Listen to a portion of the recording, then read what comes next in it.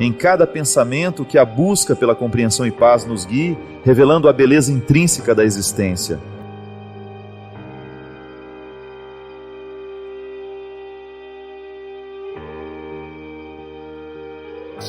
A possessão demoníaca é toda vez que nós identificamos que aquela pessoa ela tem tanta brecha espiritual para o mal, que o mal acaba tomando a regência de sua história, de sua vida, de seu corpo, no caso, né? Ela fica possessa. Eu nunca vi um caso assim. Já vi histórias de pessoas assombradas pelo mal ou visitadas pelas forças do maligno, mas graças a Deus nunca tive o contato com alguém vivendo uma possessão. Padre Giovanni do Rio de Janeiro, que é um grande amigo meu, ele trabalha com esse tipo de acompanhamento e já ouvi dando testemunhos de situações assim mesmo, onde você percebe, onde ele identifica pelo próprio ministério dele, de ser um padre exorcista, de ter pessoas que estão realmente, é como se fossem totalmente tomadas pelo mal. A maldade já está tão entranhada que ali você identifica como um caso de possessão demoníaca. O que eu sei, minha gente, é que nós precisamos expulsar diariamente o diabo da nossa vida, da nossa história. Como é que o diabo entra na nossa vida? Ele entra através do nosso pensamento, né? Ele entra através dos sentimentos mesquinhos que nós alimentamos. Ele entra através de injustiças que cometemos, de tudo aquilo que é rasteiro, porque o diabo gosta do que é rasteiro. E nós nascemos para o alto, né? Nós nascemos para as coisas nobres. Existem músicas diabolizadas? Sim. Eu não vou permitir que uma música ruim tome conta da minha casa. Quem mora lá, quem convive comigo sabe que até mesmo esses filmes muito violentos, esses noticiários que exploram o tempo todo a violência, que mostra o corpo sangrando, a família chorando em cima do defunto que está sendo... Eu não, pelo amor de Deus, na minha casa eu não assisto isso e proíbo terminantemente que se assista no momento que nós estamos almoçando, que nós estamos comendo, qualquer coisa que venha perturbar a minha paz. Isso não é viver alienado. Eu coloco um filtro, porque isso é muito diabólico. Se às 7 da manhã eu já estou vendo um noticiário que se torcer sai sangue, eu corro o risco de condicionar o meu coração àquela violência e àquele lixo que está sendo julgado vem morar dentro de mim. Aí de repente eu estou triste, não sei porquê, eu estou desanimado, não sei porquê, fruto de tudo aquilo que eu permito. Então a gente tem que tomar muito cuidado com a música que a gente escuta, com a notícia que a gente resolve trazer para dentro de nós, com a programação televisiva que nós vamos permitir que seja passada na nossa casa, porque tudo isso tem células diabólicas, é igual câncer. É ruim de ouvir, mas é verdade. Todos os dias o nosso organismo produz células cancerígenas. Mas os próprios soldadinhos da imunidade, o que eles fazem? Jogam fora, matam essas células e não permitem que elas se desenvolvam. Aí que está a grande questão. Se você está passando por um processo de baixa imunidade, por que câncer está muito associado a processo depressivo? Às vezes uma tristeza muito profunda, uma desilusão muito profunda, que arrasou aquela pessoa. Baixa a imunidade, tristeza baixa a imunidade da gente. Notícia ruim baixa a imunidade da gente. Música ruim baixa a imunidade da gente. Os maus, né? Os maus não, os males, os maus também, mas os males do mundo baixam a nossa imunidade. Então, quando o organismo está com baixa imunidade, aquelas células não conseguem, as células boas não matam as cancerígenas. O que acontece? Cresce o tumor. E esse tumor vai julgando notícia para o corpo, que chama-se metástase. Ele vai julgando células cancerígenas pelo corpo. Sabe, minha gente, eu não posso estar sendo dramático, mas eu acredito que a mesma coisa acontece no campo espiritual. Vamos dizer que células cancerígenas são células diabólicas, que nos vêm através de uma palavra, que nos vêm através de uma música, de um comportamento, que a gente vai assimilando. E porque temos baixa imunidade espiritual, né? Porque isso, infelizmente, na vida moderna, nós não temos muito tempo para oração, nós não temos tempo para reflexão, nós não temos tempo para o silêncio, a nossa vida é corrida demais, Deus vai sendo expulso aos poucos da nossa vida. O que vai acontecendo? Nós vamos tendo baixa imunidade espiritual, o diabo vai crescendo dentro de nós. E de repente a gente é capaz de atos tão diabólicos, nós somos capazes de assassinar o nosso irmão, porque ele está servindo como um empecilho para a gente alcançar o que a gente quer. A inveja, como a inveja é um sentimento diabólico, porque às vezes por causa da inveja e do ciúme que a gente sente do outro, a gente é capaz de criar uma máscara diabólica para o outro, mas ela está em nós, só que nos falta honestidade para reconhecer. Então, se eu permito que pequenas células diabólicas tomem conta do meu coração e eu estou em baixa imunidade espiritual, porque está faltando Deus na minha vida, ou está faltando aquilo que me ressuscita, né? Aí eu vou ficando diabolizado. A possessão é isso. Ainda que a gente não urre, como naqueles filmes que a gente vê, ou vomite aquele abacate na cara dos outros, né? Mas às vezes a gente vomita coisa pior, né? Vomita palavras horrorosas, né? Vomita ofensas. Julgamos sobre o outro aquele caldo verde de ofensas, né? Deus me livre. Então a gente tem que tomar cuidado assim. Agora, eu faço de tudo e prego o tempo todo. O diabo não mora em corações sinceros. Porque o coração sincero, ele é capaz de reconhecer diariamente quais são as células diabólicas que estão em nós.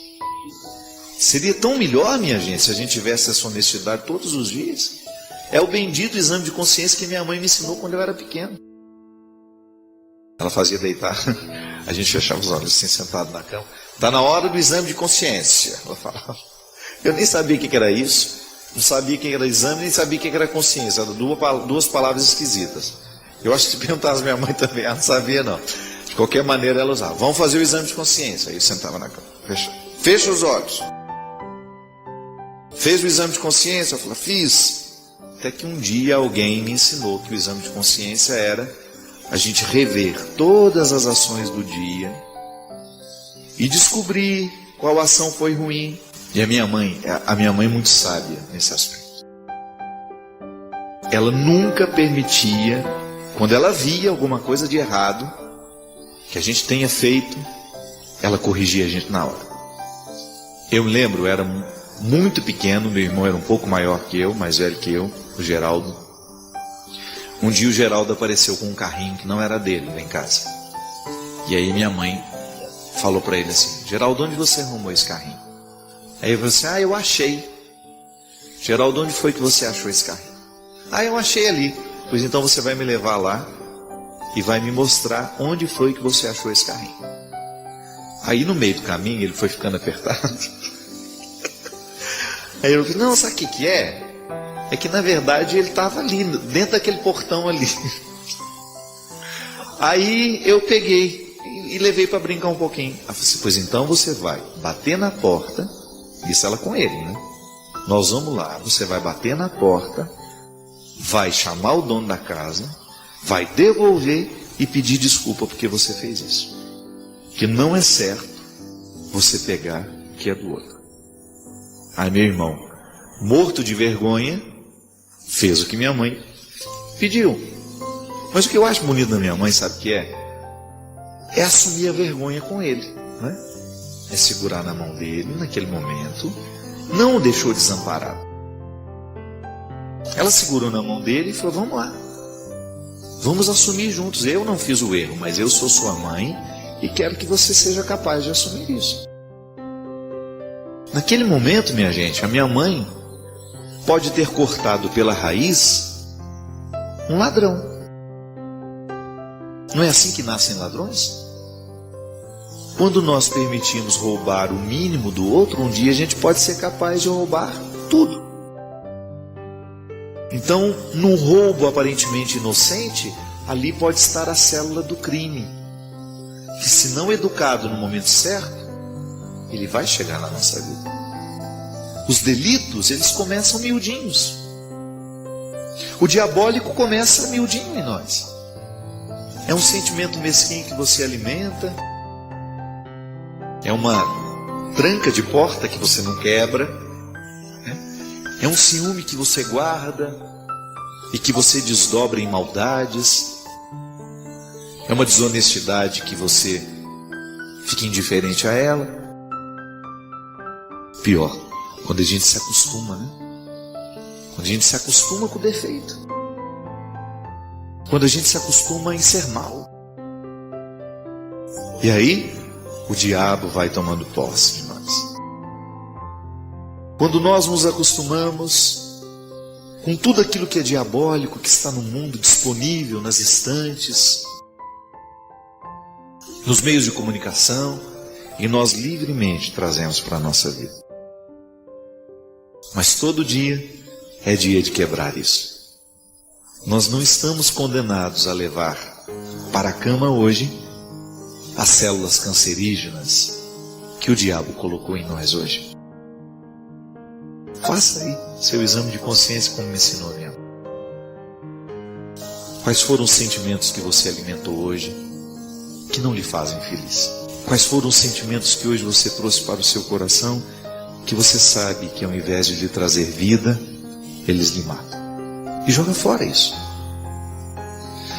Da mesma forma como nós enchemos o pulmão com um novo ar e expulsamos o que já foi usado e que está cheio de impurezas. A vida é assim.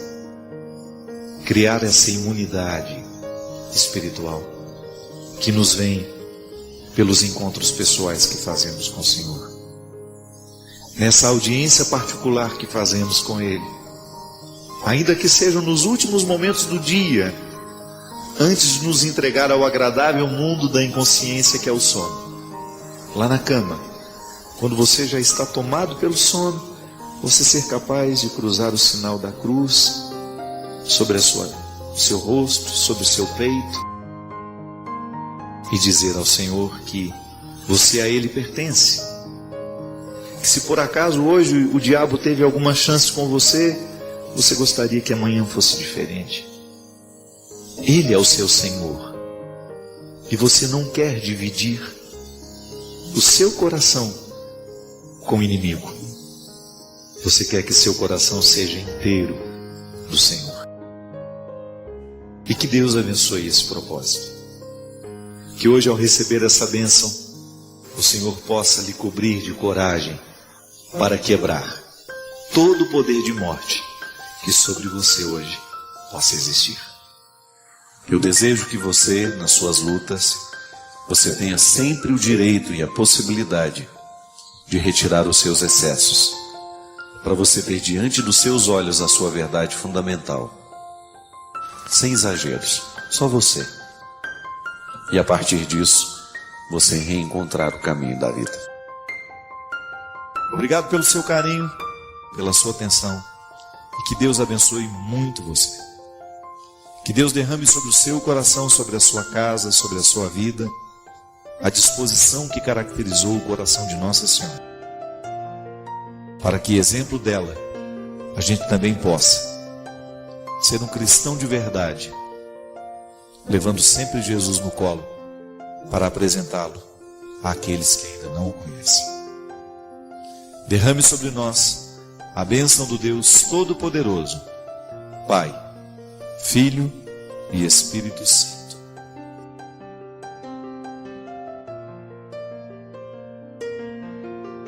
Muitas vezes nós temos a ilusão de que amar uma pessoa é você agradá-la o tempo todo. Não. Na verdade, a gente só firma no amor que a gente sente a partir do momento que a gente tem o poder de desagradar também, né? Que você já tem a segurança de desagradar. Engraçado, pode observar, pessoas muito carentes têm uma dificuldade imensa de desagradar, porque ela quer manter o outro sempre gostando dela. E manter o outro gostando da gente não é garantia de nada, né? Não garante absolutamente nada. Às vezes a gente encontra pessoas que precisam justamente se encorajar, se energizar, digamos assim, né? Para poder dizer não às pessoas, justamente para elas começarem a viver com qualidade. Porque a carência nos faz reféns de nós mesmos. Eu tenho medo do outro não me aceitar, então eu vivo para agradar. É engraçado por isso que o contexto da profecia requer muita coragem daquele que é profeta. Porque senão o profeta ele vai se camuflando, né, de acordo com a situação, e ele nunca vai ter a coragem de dizer a verdade, porque ele tem medo do que os outros vão achar dele. Não. Nós precisamos ter coragem profética até nos relacionamentos que nós estabelecemos. E, gente, às vezes nós encontramos filhos que mandam nos pais. Esta ordem não pode ser invertida, minha gente. Uma criança de 5, 6 anos, ela não está madura para as decisões. Ela precisa ter uma voz que venha de cima. É interessante que na ética a gente tem 2 modelos de ética, né? A ética da autonomia e a ética da heteronomia. O que é a ética da autonomia? É quando eu comando as minhas regras. Eu já tenho domínio sobre os meus valores, eu já tenho uma autonomia para decidir. A heteronomia é quando a regra vem de fora, eu preciso escutar o que o outro está dizendo, o que ele me aconselha, para que eu possa agir. A gente precisa se equilibrar também nas duas. Eu não posso ter a minha ética pessoal e viver a partir dela somente, como eu também não posso viver somente do que os outros me mandam fazer. A maturidade consiste em nós vivermos o equilíbrio dessas 2 éticas. Eu tenho autonomia, mas também tenho espaço para a heteronomia. Isso é, eu escuto o que o outro também tem a me dizer. Eu sou capaz de respeitar a regra do outro também. É uma regra que vem de fora, que para mim tem valor também. Veja bem que a educação ela passa o tempo todo. Uma criança de 5, 6 anos, ela ainda não tem autonomia para decidir muita coisa. Ela já tem, é claro, ela se exerce em pequenas autonomias. Ela escolhe o brinquedo que ela quer brincar, ela escolhe isso. Coisas que você sabe que o seu filho precisa saber escolher, deixe que ele escolha. É até bonitinho, né? Ver a criança tomando gosto pelas cores. Eu me lembro que era uma tristeza lá em casa. O meu pai mandava cortar o cabelo de todo mundo igual. E era uma tristeza que tinha um corte chamado meia cabeleira. Já ouviu falar nisso? Era uma das coisas mais feias que podia existir na vida, né? Que era tudo suruca aqui, ó. E aí ficava só aquele topete, assim. Meia cabeleira. Parecia o corte do exército, né? E eu já era meio assim, enjoadinho desde pequenininho, né? Quando via o meu cabelo dos meus irmãos daquele jeito, eu já me ficava ameaçado. E eu consegui convencer o meu pai a deixar o meu cabelo do jeito que era. Eu até tenho umas fotos assim, eu tinha um cabelinho de cuia. Horroroso também, mas eu gostava, né? Parecia que tinha colocado uma cuia na minha cabeça e feito aquele negócio assim. É igual o cabelo do Maurinho, filho do Edson. Belezinha, um capacetezinho assim. Maurinho é lindo. E eu me recordo que naquele, igualzinho do China, do meu antigo diretor aqui, tá lá em Portugal. Quando eu fiz essa experiência de convencer o meu pai a deixar o meu cabelo como eu queria, eu me recordo que eu me senti, né, valorizado.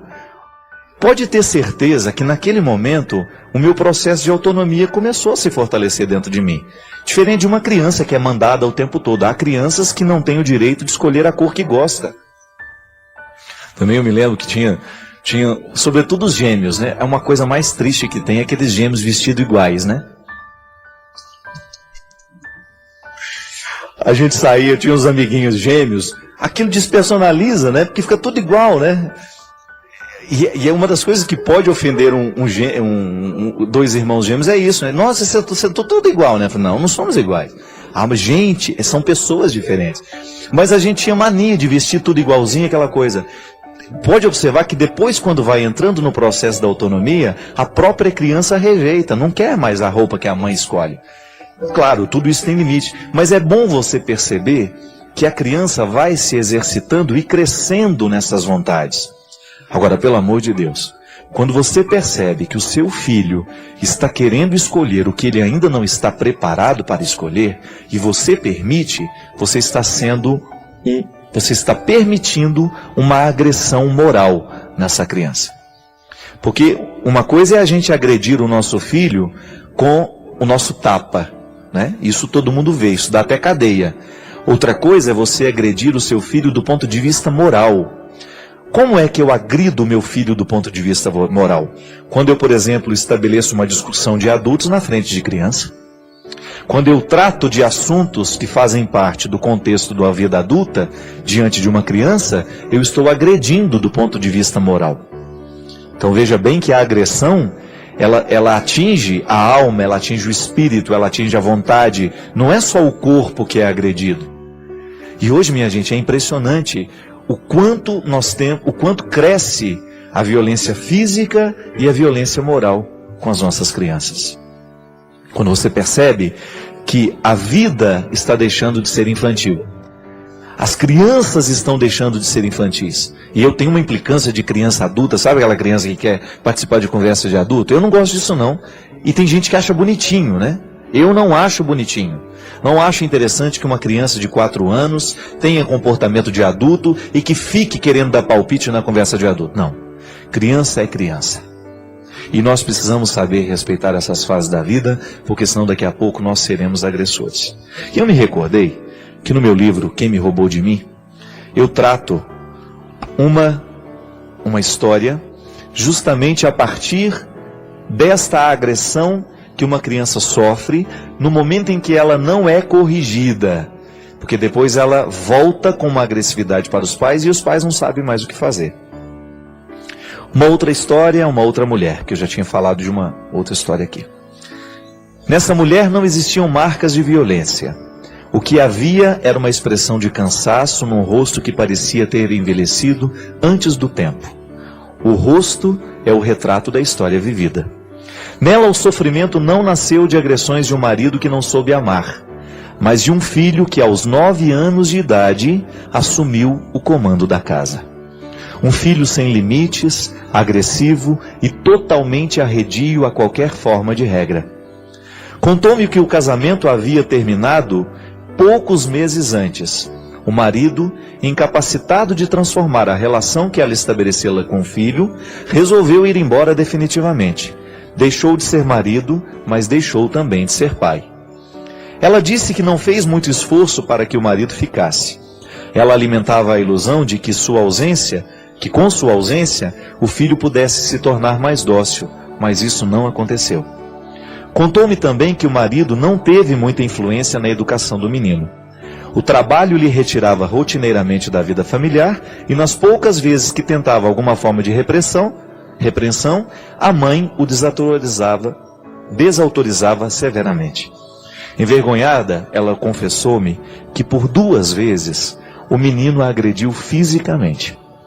Na primeira ocasião, a reação agressiva foi pelo simples fato de ela ter passado pela sala sem perceber ter levado com o pé o cabo do videogame.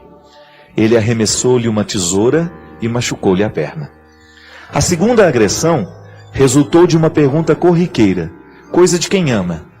A mãe perguntara se o filho já havia tomado café. A envelhecida mulher salientou um detalhe interessante. Confessou-me que mais doído que receber uma agressão física do próprio filho era ouvi-lo dizer que ele desejava matá-la.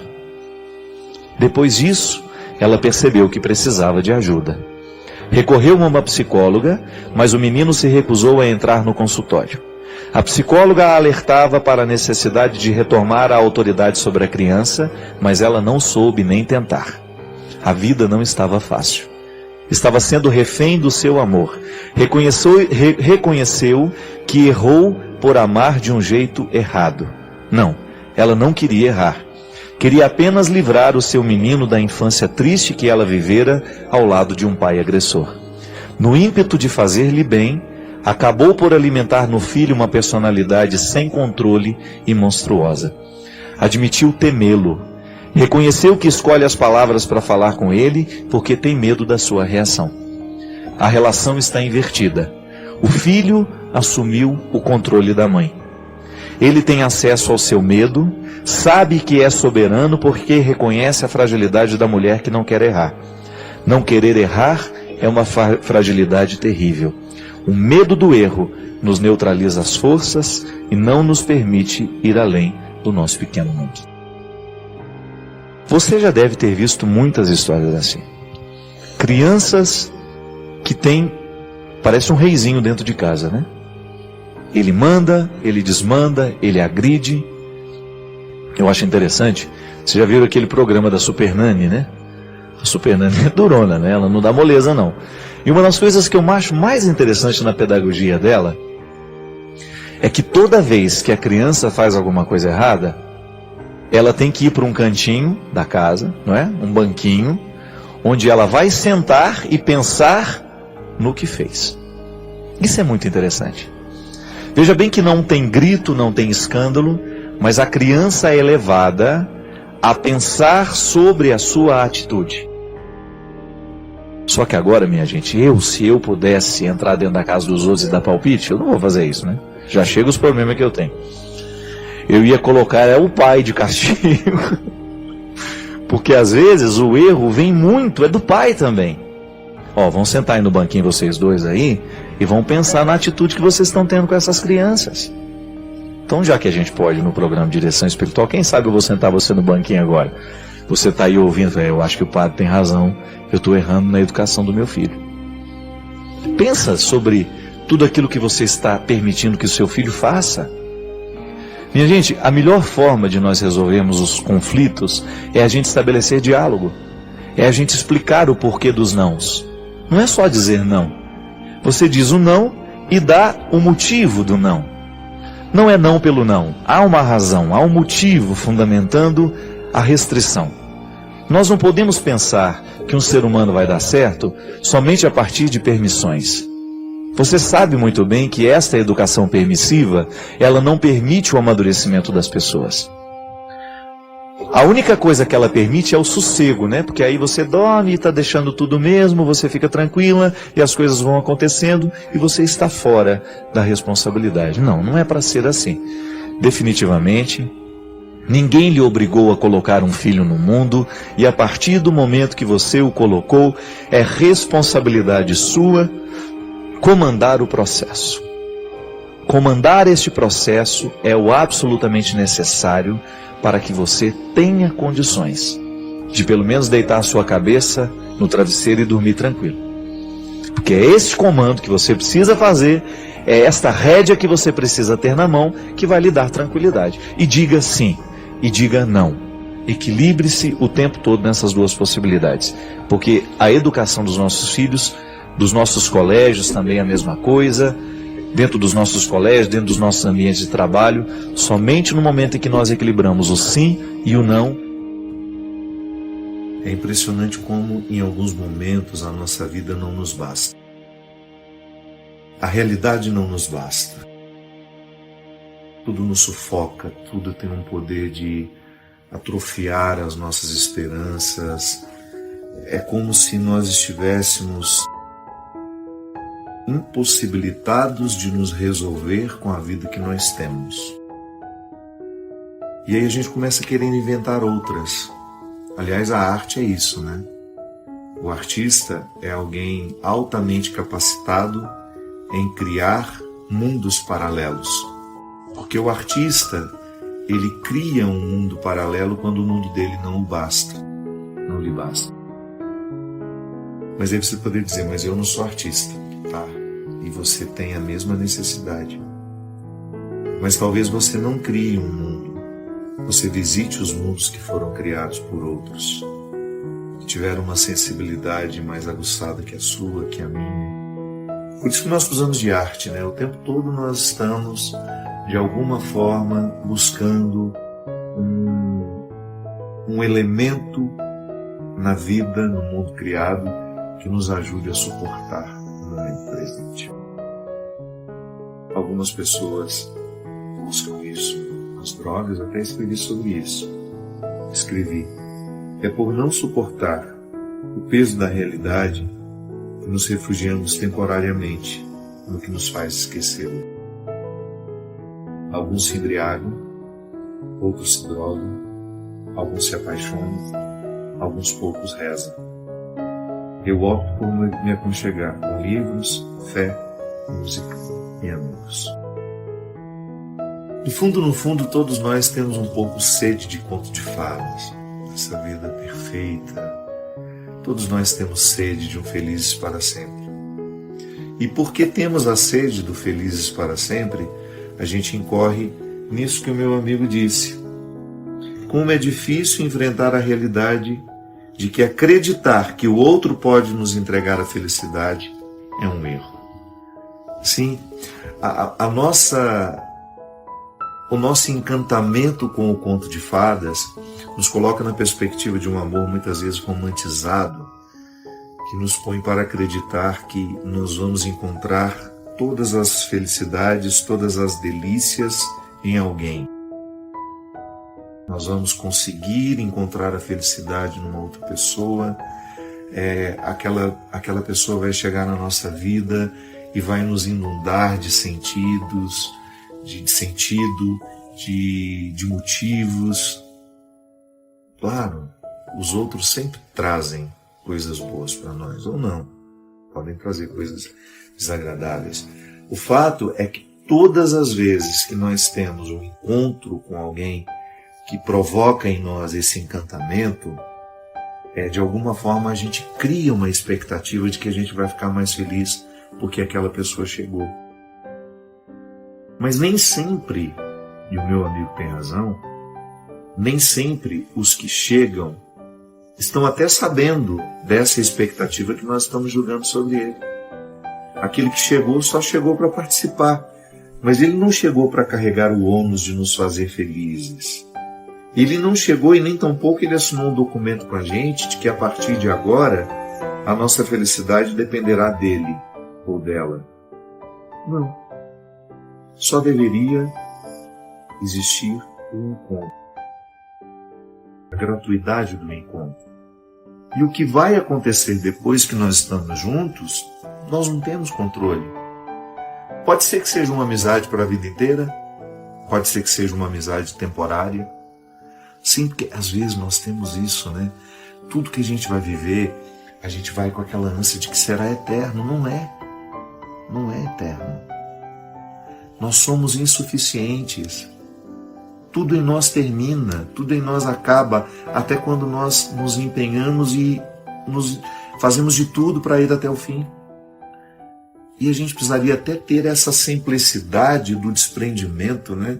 Eu acho interessante que no cristianismo nós somos convidados a viver um desprendimento evangélico que passa pela pobreza material também, de você não ser propriedade das coisas, mas é também uma pobreza no bom sentido, né? Um despojamento de expectativas.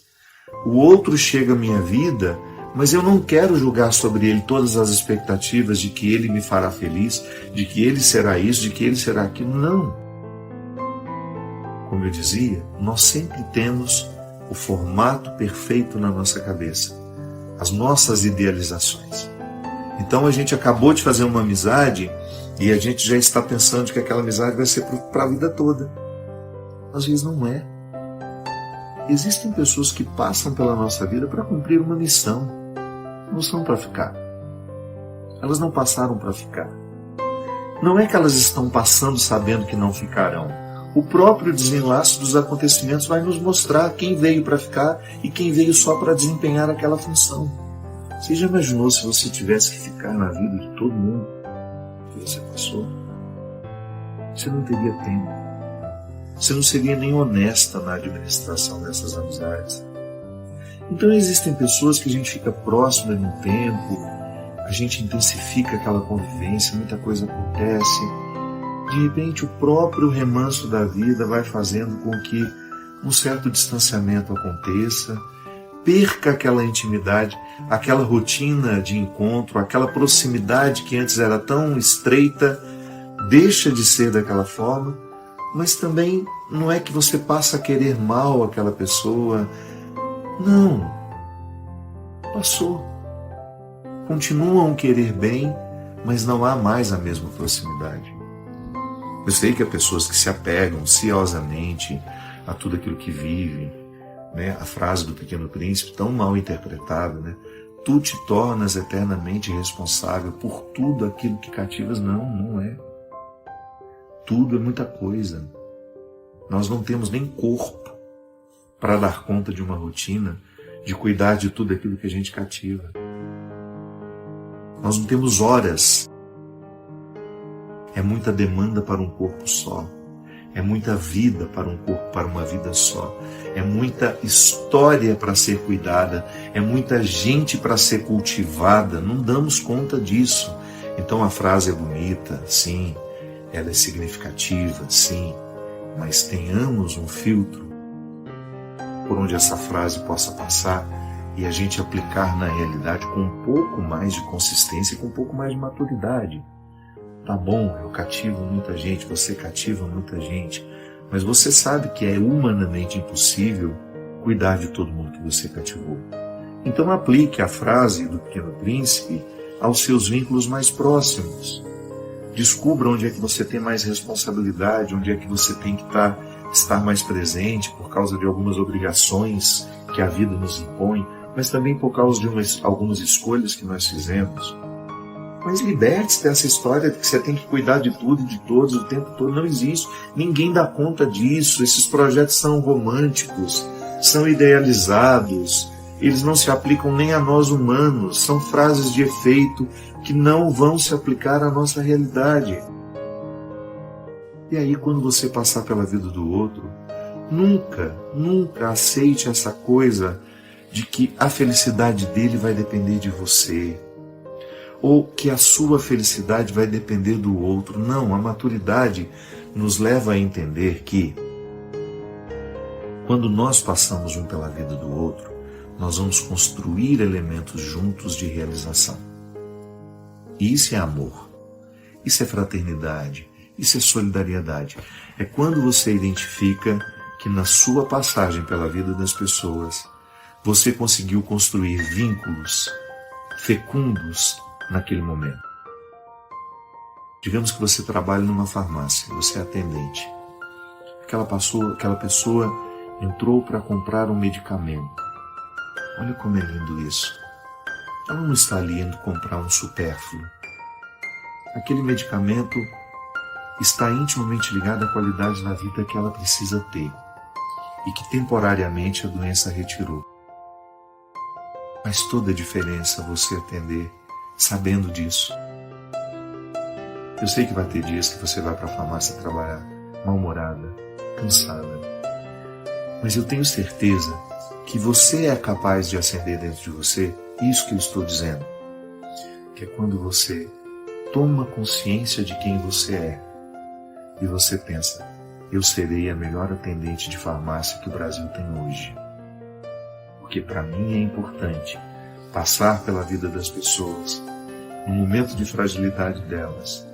Ou, se elas não estão levando o remédio para elas estão levando para alguém que elas amam. Eu quero passar com o meu sorriso, com a minha presença purificada. Eu não quero deixar ali absolutamente nada que possa ser um peso a mais do que aquela pessoa está vivendo. Isso é bonito. Isso é você se tornar responsável por aquilo que você está atendendo, por aquele que você está atendendo.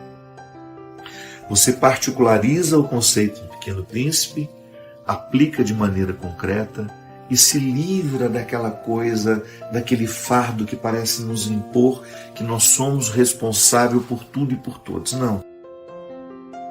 Não devemos passar pela vida um do outro com essa pretensão de que nós vamos fazer o outro feliz ou que ele vai nos fazer. Esse dever é pessoal, é um dever de casa. É igual trabalho em grupo. Não adianta você entrar no grupo e querer que o grupo te entregue o resultado. Não. Mesmo porque a aprendizagem não vai depender do seu nome no trabalho e nem tampouco da nota comunitária que o professor dará. O trabalho é para nos fazer aprender um conteúdo. Um dia esse conteúdo vai lhe fazer falta, mesmo que os outros tenham feito o trabalho e colocado o seu nome. É um dever de casa, do qual nenhum de nós pode se livrar.